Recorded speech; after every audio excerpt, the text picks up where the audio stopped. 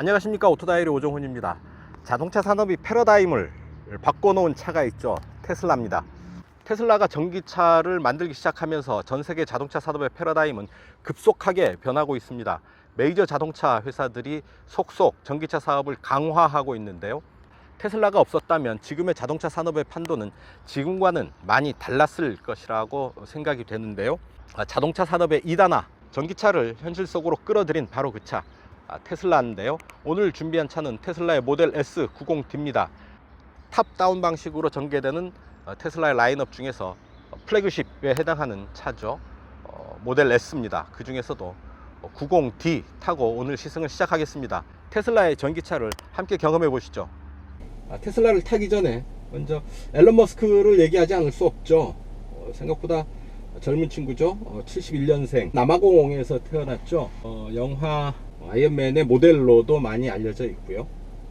우리가 잘 알고 있는 결제 시스템 페이팔을 창업을 했고요. 그리고 우주 프로젝트죠, 스페이스X를 통해서 우주의 화성에 탐사선을 보내려는 시도를 꾸준히 하고 있습니다. 최근에는 하이퍼루프 프로젝트를 시도하고 있죠. 터널을 만들어서 시속 1280km의 속도로 차를 이동시키는 아주 좀 획기적인, 생각하는 스케일이 남다른 사업가입니다. 자, 그 앨런 머스크가 전기차를 만든 것은 그 나름대로는 대의 명분이 분명합니다. 환경보호, 지구를 보호해야 되겠다, 지구를 생각하는 차원에서 전기차가 반드시 필요하다. 그래서 전기차를 이제 만들게 되는 거죠. 첫 모델은 로터스의 셰시를 이용한 로드스터였죠. 로드스터가 어느 정도 성능을 거뒀고, 이제 본격적으로 만들어낸 게 플래그십 모델로 만들어낸 게 모델 S입니다. 그리고 모델 X가 뒤이어서 나왔죠. 그리고 곧 모델 3를 인도할 계획으로 있죠. 그래서 이른바 최고급 모델에서 차례로 그 아래급 모델들을 런칭하는 탑다운 방식인데요, 로드스터를 통해서 끌어모은 자금을 다시 모델 S 개발에 투입을 해서 모델 S를 만들었고, 모델 S를 판 돈으로 다시 모델 X를 개발해서 차근차근 그 라인업을 확장해 나가는 그런 전략이었습니다. 시장에 가서 계란을 사와서 병아리를 만들고, 병아리를 좀 더 키워서 닭을 만드는 그런 전략인데, 어떻게 보면 나름 합리적이고 계획적인 전략이지만, 또 어떻게 보면 황당하게 보였던 것도 사실입니다. 세상 사람들이 모두가 안 된다, 망할 것이다, 곧 절대 성공할 리 없다 라고 많은 비난을 했음에도 불구하고 앨런 머스크는 밀어붙였고, 결국 차근차근 단계를 밟아가면서 지금 성공 가도에 있는 것으로, 접어든 것으로 보입니다. 자, 그 과정에 구설수도 많았습니다. 모델 S 같은 경우에 2008년에 그 유명한 영국의 탑기어가 이 차를 아주 강하게 비난을 했죠. 메이커가 발표한 주행거리는 211마일이었지만 서킷에서는 55마일 밖에 달리지 못했다. 견인차로 끌고 차고에 집어넣는 장면을 보여줌으로써 사람들이 저 차는 배터리가 오래가지 못한다라는 인식을 심어주기 충분한 그런 장면들을 보여줬는데, 그리고 그 이후로 반복해서 하게 됩니다. 반복해서 나가서 결국 2011년에 소송을 하죠. 테슬라가 BBC를 상대로 명예훼손, 허위사실 유포 등을 걸어서 재판을 합니다.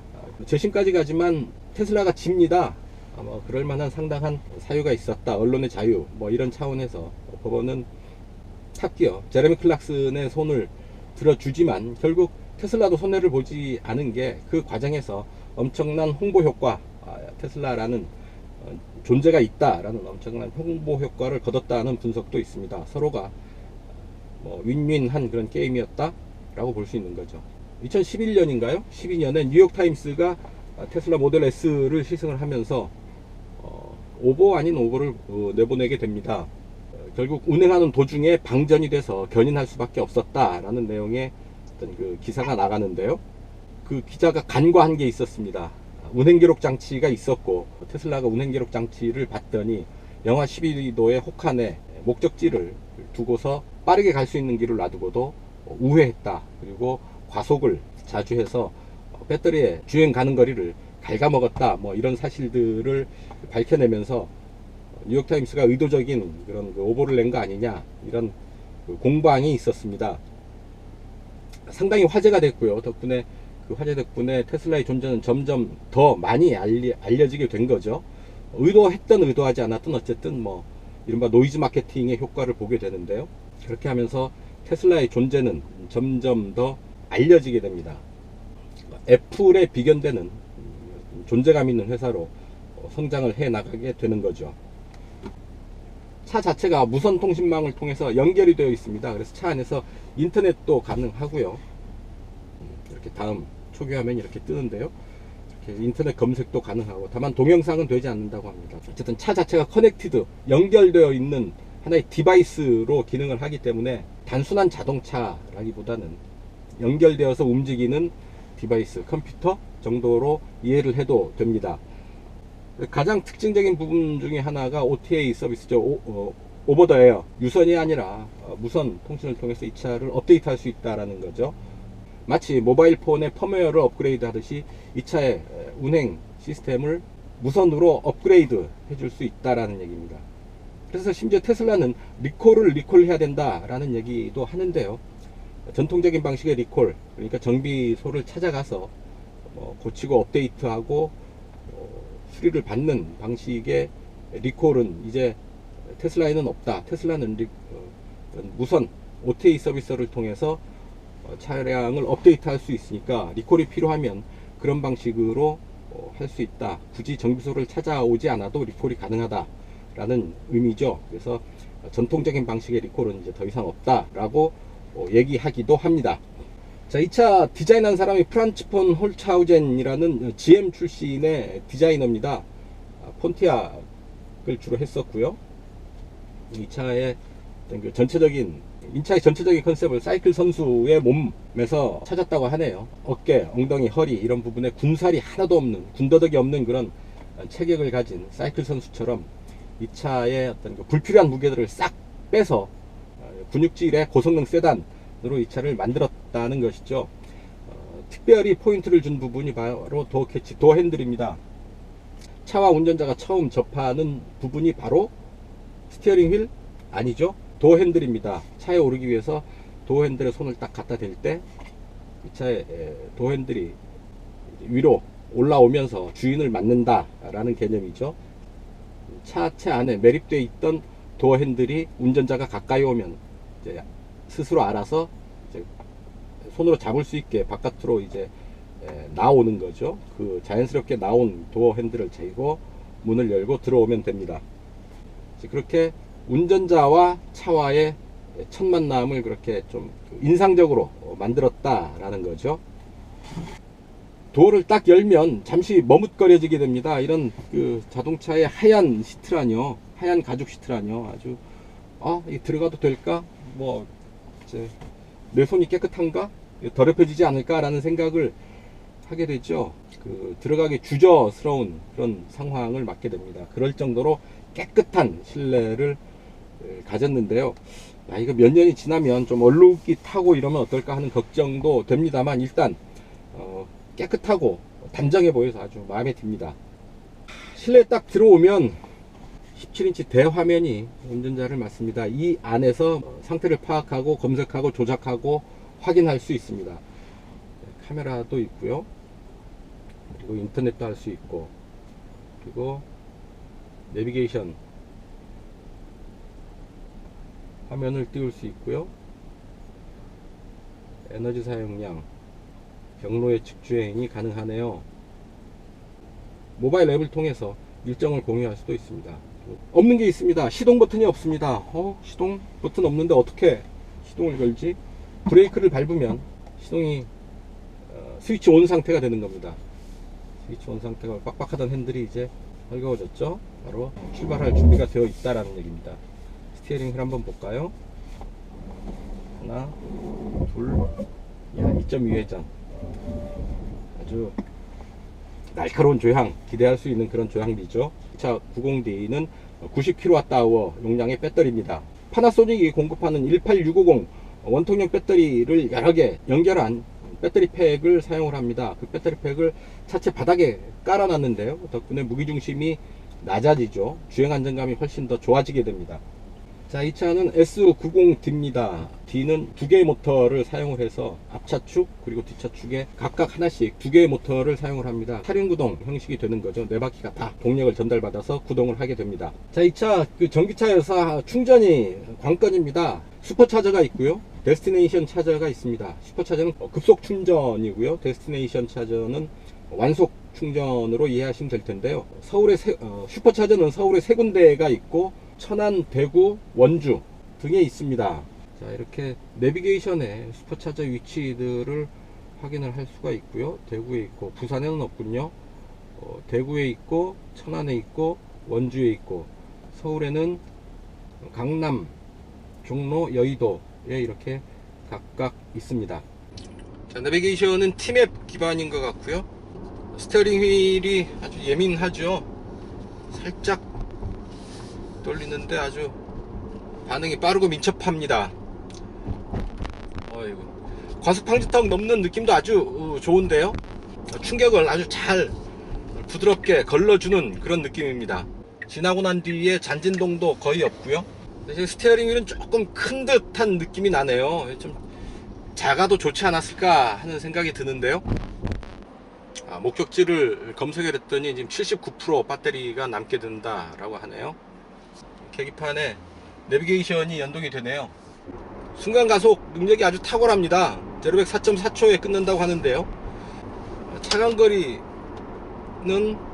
자, 1단계, 2단계, 3단계, 4단계, 5단계, 6단계, 7단계 모두 7단계로 조절이 가능합니다. 300m 이후 대개 다른 차들은 어댑티브 크루즈 컨트롤에서 3단계나 4단계로 조절이 되는데요. 이 차는 무려 7단계로 차간 조절이 가능합니다. 반자율 운전이 가능하다는 게 가장 큰 장점 중에 하나고요. 이 차 하드웨어를 보강을 하면 프로그램 업데이트만으로도 완전 자율 운전이 가능하다라는 게 테슬라의 얘기죠. 가속 페달을 끝까지 꾹 밟으면 아주 순간적으로 폭발적인 힘을 뽑아냅니다. 대단한 가속감을 느낄 수 있는데요. 슈퍼카에서나 느낄 수 있는 그런 가속감을 이 차에서 맛보게 됩니다. 자, 내비게이션은 과속 카메라의 위치를 알려주지는 않고요. 아무 생각 없이 밟고 가다가 과속 딱지를 받게 될 수도 있습니다. 조심해야 될 부분입니다. 자, 주행거리계는 최근 1시 35분 이후에 11.6km 12분 그리고 연비입니다. 355W 킬로미터. 킬로미터당 355W를 썼다라는 얘기죠. 운전석에서 느끼는 느낌, 뭔가 어색하고 뭔가 신기하고 재미있고 때로는 허전하고 좀 복잡 미묘한 감정들이 한데 섞여지는데요. 기존의 자동차에 비교해서 없는 것들이 있습니다. 시동 버튼 일단 없고요. 주행 모드를 따로 선택할 수 있는 버튼도 없습니다. 스티어링으로도 버튼이 거의 없어서 단촐한 그런 느낌, 간단한 그런 느낌을 받게 됩니다. 에어 서스펜션은 컨트롤을 누르면 서스펜션은 이제 낮음으로 할 수가 있죠.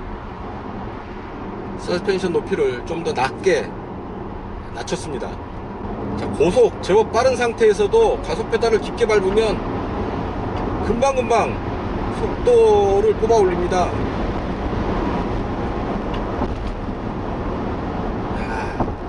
감탄사가 절로 나오는 그런 가속감인데요. 총알 위에 탄 그런 느낌입니다. 엔진 소리가 전혀 들리지 않죠. 들리는 건 바람 소리 뿐입니다. 자, 노면 잡소리도 뭐 들리지 않고요. 바람 소리만 실내로 파고들 뿐입니다. 시속 100km로 정속 주행 중입니다. 아주 얌전하게 움직이고 있고요. 얌전한 상태에서도 가속 페달을 툭 건드려주면 금방금방 가속 반응이 옵니다. 시트가 몸을 확 밀어주는 게 느껴지는데요. 반응이 놀랍습니다. 스포츠카를 만들기에는 전기차가 더 적합하다라는 사실은 널리 알려진 상식이죠. 엔진보다는 모터가 고회전에 더 유리하기 때문입니다. 아주 쉽게 고회전을 만들어낼 수가 있고요. 자, 속도를 좀 끌어올려 옵니다. 지금 극한적인 속도까지 올라가는데요. 불안감이 이렇게 크지는 않습니다. 아주 가뿐하게 속도를 끌어올리고요. HEPA 필터라는 게 있습니다. 외부 공기를 미세하게 걸러주는 필터인데요. 전쟁이 나서 화생방 공격에도 대응 가능한 수준이라고 합니다. 약 450만원 정도 비용을 들여서 옵션으로 장착할 수 있습니다. 전쟁이 나도 이 차 안에 있으면 화생방 공격에서 안전하다라는 얘기가 될 텐데요. 재밌네요. 대개 친환경 자동차들은 계기판이나 모니터를 통해서 동력 흐름을 보여주죠. 배터리로 충전되는지, 배터리의 전기가 바퀴로 전달돼서 소모되는지, 배터리 충전 상태를 보여주고 동력 흐름을 보여주는데, 테슬라에는 이게 없습니다. 시각적으로 보게 되면 좀 더 효율적으로 관리를 하게 될 텐데요. 이런 부분은 조금 아쉽습니다. 하지만 테슬라가 기존의 자동차 회사들하고는 전혀 다른 상황에서 출발을 했고, 자동차를 바라보는 시각이 조금 다르죠. 그런 면에서 테슬라의 특성이라고 이해할 수 있는 부분이 아닐까 싶습니다. 자, 주행 중에 카메라를 활성화시킬 수 있습니다. 차 뒷부분을 볼 수가 있는데요. 이 카메라를 제대로 활용을 하게 되면 룸미러를 보는 빈도가 훨씬 줄어들죠. 카메라를 통해서 보는 시야가 훨씬 더 정확하고 넓습니다. 사각이 거의 없죠. 그런 면에서 앞으로 이런 그 거울들을 카메라가 대체할 수 있는 날도 멀지 않았다 라고 보이는데요. 좌우측 사이드미러 역시 마찬가지 아닐까 싶습니다. 거울 대신에 카메라를 갖다 놓으면 차체에서 돌출된 사이드미러가 필요 없을 수도 있다라는 얘기죠. 사이드미러가 없게 되면 공기 흐름이 훨씬 좋아지고요. 공기 저항을 줄이게 되고 바람 소리도 줄어들겠죠. 조용해지고 효율도 높아져서 연비에도 도움이 되게 됩니다. 다만 이런 앞선 기술들이 현실적으로 적용을 못하는 이유가 바로 법규죠. 법규의 개선, 보완 이런 부분들이 미처 따라가지 못해서 기술은 준비되어 있으나 실용화하지 못하는 그런 상황들이 이어지고 있는 겁니다. 그렇다고 빨리 법규를 개선하는 것만이 또 능사는 아니죠. 만에 하나 있을지도 모르는 상황들을 지속적으로 모니터링하고 수정 보완하는 과정이 꼭 필요하겠죠. EPA 미국 환경청이 인증한 2차 1회 충전 주행거리는 294마일, 약 473km가 되는데요. 그런데 한국에서는 이게 대폭 줄어듭니다. 378km로 인증을 받았는데요. 그 차이가 무려 95km, 거의 100km나 차이가 나거든요. 테슬라에서 명쾌한 해명을 내놓지 못하고 있습니다. 똑같은 90kWh 배터리를 사용을 해서 미국에서 보다 100km나 가까이 줄어들었다라는 건 뭔가 석연치 않죠. 테슬라에서도 명쾌하게 해명을 못하고 있고요. 그렇다고 뭔가 잘못됐다라고 강력하게 반발하는 분위기도 아니고, 그냥 처음에 한국에 처음 들어오는 입장에서 그랬다 정도로 뭔가 명쾌하지 않은 설명을 내놓고 있는데 상당히 의심스러운 대목입니다. 쉐보레 볼트 같은 경우 383km 주행거리를 미국에서도 인정받았고 동일하게 한국에서도 동일한 수준으로 인증을 받았습니다. 아이오닉 일렉트릭 같은 경우는 오히려 미국에서 좀 더 인증을 받았고요. 그런 상황들과 비교를 해볼 때 뭔가 석연치 않다, 이상하다 라고 보는 게 합리적인 판단이 아닐까 싶습니다. 자, 여기서 이제 유명산 와인딩 코스를 올라가게 됩니다. 올라갈 예정인데요. 쉐보레 전기차 볼트로 움직였던 코스를 그대로 움직이면서 이 차의 전기 효율을 한번 체크를 해 보고요. 쉐보레 볼트와 한번 비교해 보도록 하겠습니다. 현재 333km 주행 가능하다고 나와 있습니다. 조금 무리가 될 수도 있는데 에어컨은 끄고 가겠습니다. 에어컨은 끄고 트립 A를 리셋을 할까요? 자, 트립 A를 리셋을 하겠습니다. 갑니다. 아주 60-70km 정도의 속도로 정속 주행을 하면서 이 차의 연비를 보도록 하겠습니다. 주행 가는 거리는 333km입니다.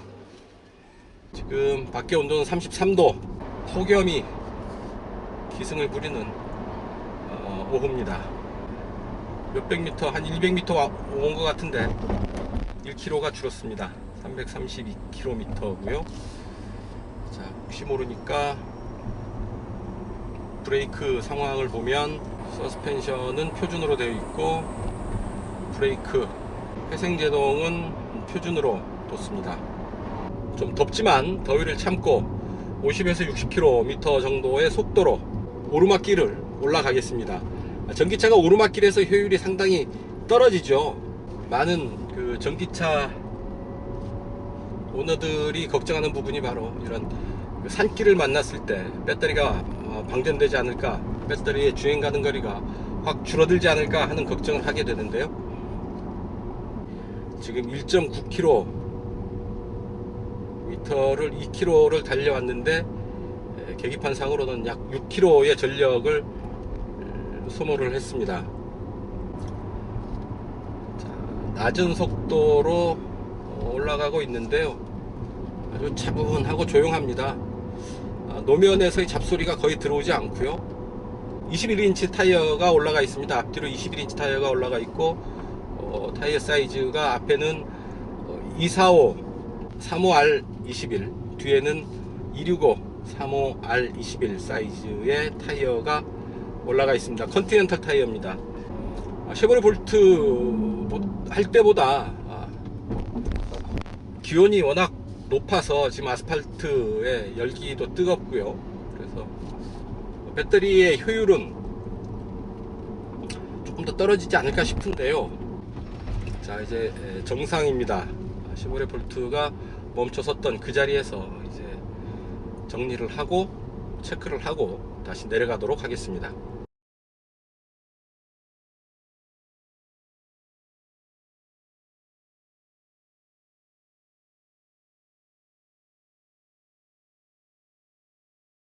자, 이제 내리막 시작합니다. 자, 회생제동 시스템은 좀 더 효율이 높은 표준을 택했고요. 좀 더 강한 회생제동을 기대할 수 있는 상태입니다. 완전히 가속 페달에 발을 떼니까 회생제동이 걸리면서 차가 정지 상태까지 가는데요. 내리막길에서의 회생제동이 좀 더 강하게 걸리는 것 같아서 차가 움직이지 않는 상황까지 갑니다. 그래서 가속 페달을 살짝 밟아줘야 되는 상황이 벌어지는데요. 그보다는 회생제동을 좀 낮게 설정을 해서 내려가고 있습니다. 그러니까 이제 적당하게 관성주행이 가능한 수준으로 차가 움직이고 있습니다. 그래도 회생제동 시스템이 좀 강한 듯 합니다. 쉐보레 볼트보다는 좀 더 강한 회생제동 시스템이 작동하는 듯 하고요. 주행 가는 거리가 좀처럼 늘어나지는 않네요. 쉐보레 볼트 같은 경우에 내리막길을 갈 때는 주행 가는 거리가 좀 더 늘어나는 상황을 경험할 수 있었는데 말이죠. 주행 가는 거리가 늘어나지는 않고 있습니다. 회생제동 시스템이 효율이 그렇게 좋은 것 같지는 않습니다. 내리막길을 한참 동안 내려왔는데요. 주행 가는 거리는 전혀 늘어날 생각은 하지 않고 다만 줄어들지도 않고 있습니다. 그냥 그 상태를 그대로 유지하는 정도입니다. 약 50km 정도의 속도, 가속 페달에 살짝 발을 올린 정도로 내려가고 있습니다. 주행, 정속 주행, 관성 주행 하는데 방해가 되는 요소들은 거의 없었고요. 전혀 없었고요. 네, 출발한 곳으로 다시 돌아왔습니다. 9.6km 달렸고요. 1.8kWh의 전력을 소모를 했습니다. 평균 연비는 189Wh. 다른 평균 연비들보다는 훨씬 좋은 연비를 기록했습니다. 주행 가는 거리는 323km고요. 쉐보레 전기차 볼트 같은 경우에 보면 주행 가는 거리가 265인 상태에서 출발 상태로 돌아왔을 때 263km가 됐습니다. 그러니까 약 2km 정도 갈 전력으로 9.6km를 소화를 한 건데요. 그보다는 8km에 갈 만큼의 전력을 테슬라 모델 S가 좀 더 소모했습니다. 차의 무게도 있겠지만 어떤 그 전체적인 그 파워트레인의 효율, 회생제동 시스템의 효율이 쉐보레 볼트가 더 낫다라고 얘기할 수가 있는 대목이 아닐까 싶습니다. 다시 유명산 도로로 올라가는데요. 이번에는 좀 더 강하게 올라가 보도록 하겠습니다. 고성능 스포츠카의 면모도 갖고 있는 모델이었습니다. 가속 페달을 쭉 밟으면 와, 그냥 빨려 들어가듯이 달려나갑니다. 가속방 스터 그냥 치죠 뭐. 야, 그냥 치고 나가도 딱 잡아주네요. 패들 시프트라도 있었으면 좋겠습니다. 스티어링 휠을 조작하고 스티어링 휠을 돌리고 가속 페달을 밟는 거 말고는 따로 뭐 어떻게 차를 컨트롤할 방법이 없습니다. 가장 수수하게 차를 다루는 방법이기도 하죠. 하지만 스포츠카가 가져야 할 여러가지 요소들이 빠져있는 것 같아서 그 부분 살짝 아쉽습니다. 그 아쉬움이 결국은 전통적인 자동차에 길들여져 온 사람으로서의 아쉬움이겠죠. 패들 시프트랄까, 어떤 그 강하게 뿜어져 나오는 엔진 사운드, 뭐 이런 부분들이 없어서 좀 아쉽죠. 야, 코너, 헤어핀 같은 코너를 지금 돌아 나오는데요, 사륜구동의 안정감이 딱 느껴집니다. 속도를 좀 내서 코너를 돌아 나가는데도 노면에 딱 달라붙고 도로를 놓치지 않고 움켜쥐고 돌아 나갑니다. 대단한데요. 코너에서도 툭 밟으면 가속이 쭉쭉 일어나고요, 타이어도 그렇게 힘들어하지 않습니다. 아주 재미있게 또 빠르게 이 도로를 공략을 합니다. 지금까지 이 도로를 수없이 다녀봤는데요, 함께 달린 그 많은 차들 중에서 단연 우수한 수준의 코너링 성능을 느낄 수 있습니다. 민첩한 조향, 그리고 딱 움켜쥐는 그립, 타이어의 그립, 그리고 안정되어 있는 차체, 와인딩 도로를 달리는 데 갖춰야 할 모든 요소를 다 제대로 갖추고 있습니다. 그 산길 타는데 아주 재미있습니다. 그렇게 달릴 때 소모되는 전력량은 꽤 많다라는 얘기입니다. 스포츠 세단, 아마 미래의 스포츠 세단은 이런 모습이 되겠군요. 빨리 안정감 있게 재미있는 모습을 만나게 되고요. 다만 변속을 한다든지 패들 시프트를 이용한 변속을 한다든지 우렁찬 엔진 소리를 듣는다든지 혹은 타이어가 회전하면서 내지르는 비명을 듣는다든지 뭐 이런 부분은 생략되어 있습니다. 없습니다. 지금까지 우리가 알던 스포츠카와는 또 조금 다른 그런 모습을 갖고 있는 셈이죠. 자, 헤드레스트와 일체화된 버킷 시트도 운전자의 중심을 딱 잡아주는데 한 몫을 합니다. 코너에서 몸이 바깥으로 밀려나가지 않도록 몸을 딱 지지를 해주는데요, 버킷 시트처럼 딱 몸을 구속하면서 잡아주는 것이 아니라 약간의 여유를 두고 받쳐주는 그런 시트입니다. 럼버 서포트 기능도 있어서요, 허리 안쪽에 빈 공간 이런 부분을 꽉 채워서 시트와 몸을 거의 완전하게 밀착시킬 수 있도록 도와줍니다. 그만큼 운전자가 몸의 중심을 딱 잡을 수 있다라는 얘기고, 차의 흔들림을 막는 데에도 큰 효과를 주는 요소입니다. 참 그 신기한 경험입니다. 엔진 소리 없이 이런 그 와인딩 코스를 스포티하게 주행해 나가는데 마치 유령의 질주하는 그런 느낌입니다. 상당히 특이하고 생소한, 어색하지만 재미있는 그런 느낌이죠. 지금까지의 자동차들과는 확실히 다른, 또 다른 세계를 테슬라가 열어가고 있다라는 사실을 이런 부분에서도 느낄 수 있는 것 같습니다. 정확하게 운전자가 의도하는 방향으로 코너를 타고 나갑니다. 주행 모드를 바꾸는 변환 장치도 없고요. 현재 상태에서 운전자가 해야 할 최소한의 동작만을 요구하고 있습니다.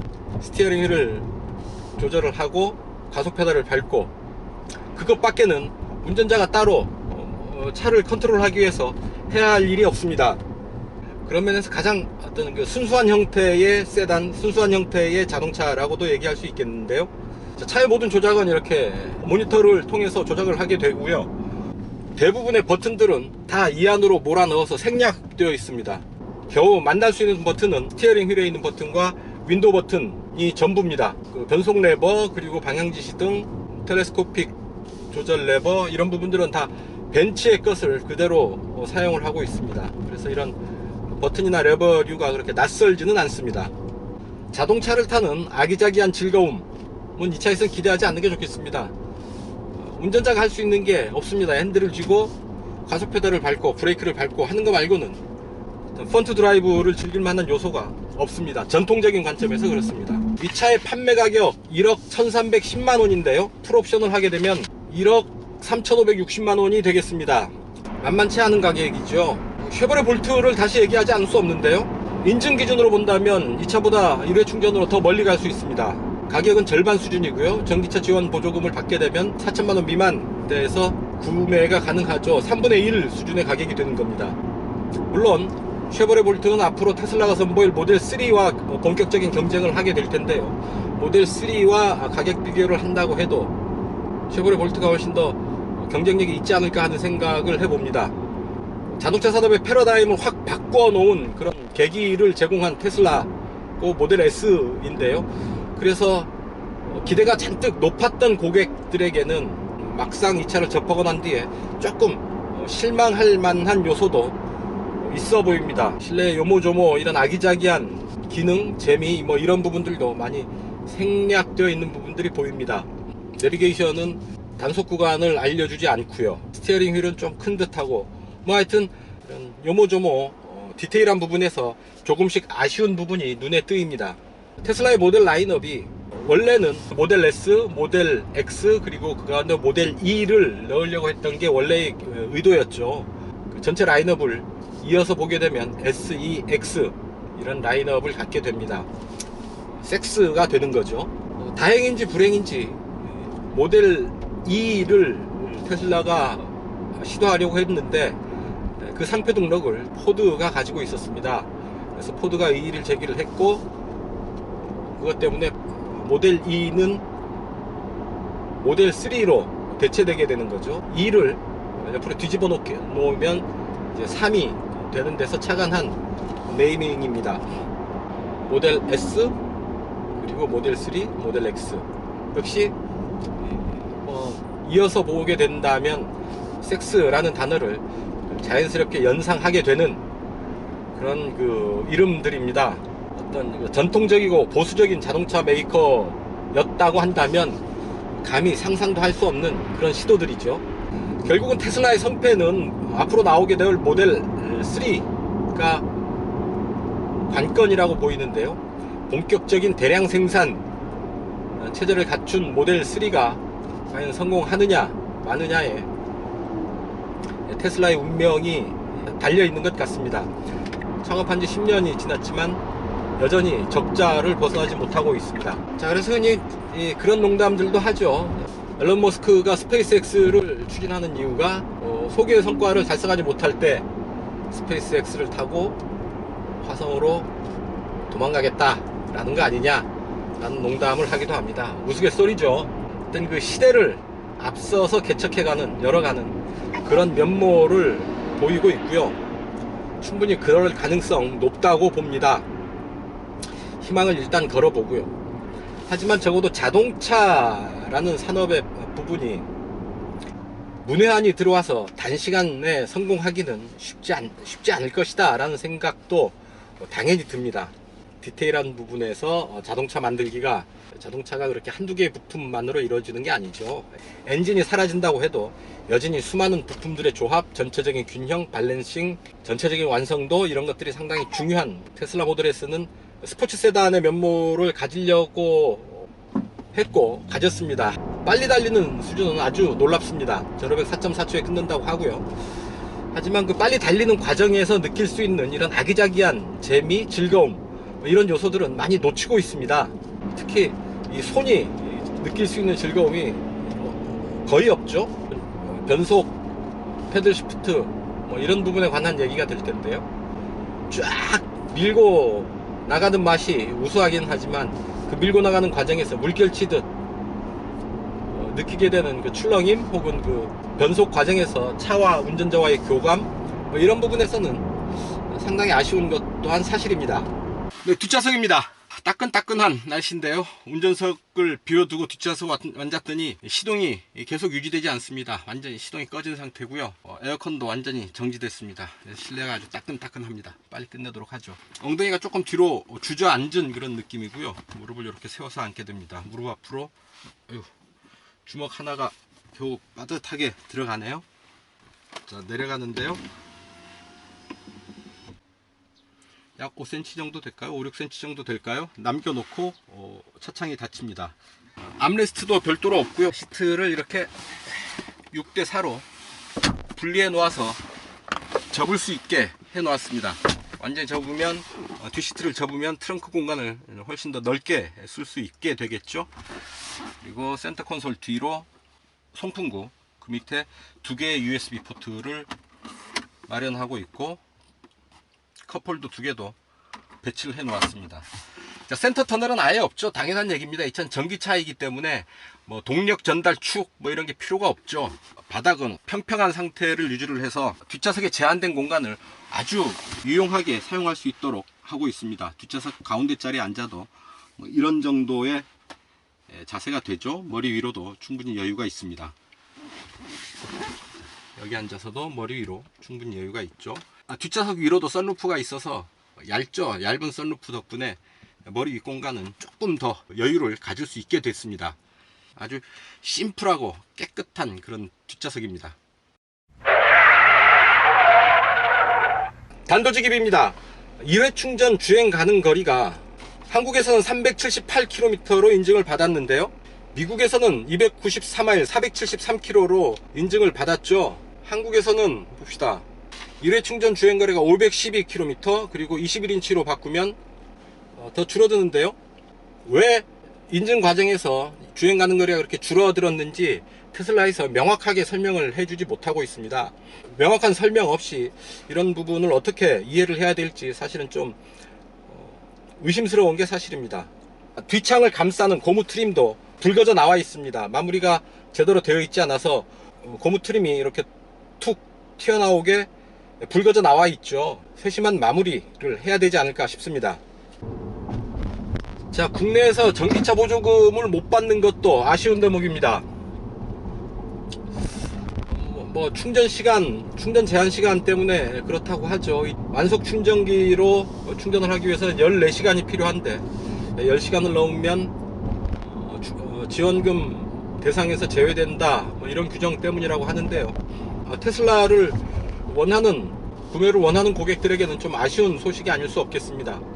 하지만 또 다른 면으로 본다면 1억이 넘는 차에 국고를 지원해서 보조를 하는 게 과연 맞는가 하는 의문도 들고요. 네, 지금까지 테슬라 모델 S 90D 탔습니다. 아주 놀라웠고요. 때로는 당혹했고 어색했고 또 신기했고 재미있었습니다. 자동차 산업의 패러다임을 확 바꿔놓은 테슬라의 플래그십 세단이죠. 스포츠카 뺨칠 정도의 고속주행 성능, 고속주행에서의 안정감, 그리고 탁월한 코너링, 어느 한 곳 나무랄 데 없는 자동차로서의 성능을 보여줬고요. 또 다른 면에서는 커넥티드 카로서 하나의 자동차가 아닌 모바일 디바이스라는 측면에서도 이 차는 재미있게 즐길 만한 자동차가 아닐까 싶습니다. 어쩌면 우리에게 조금은 낯선, 하지만 또 우리를 미래로 인도해 줄 새로운 전기차를 이제 한국에서도 즐길 수 있게 되었습니다. 테슬라의 앞날이 앞으로 과연 어떻게 전개될지도 관심 있게 지켜볼 만한 대목이 아닐까 싶습니다. 오늘 시승은 여기서 정리하겠습니다. 지금까지 저는 오토다이어리 오종훈이었습니다. 감사합니다.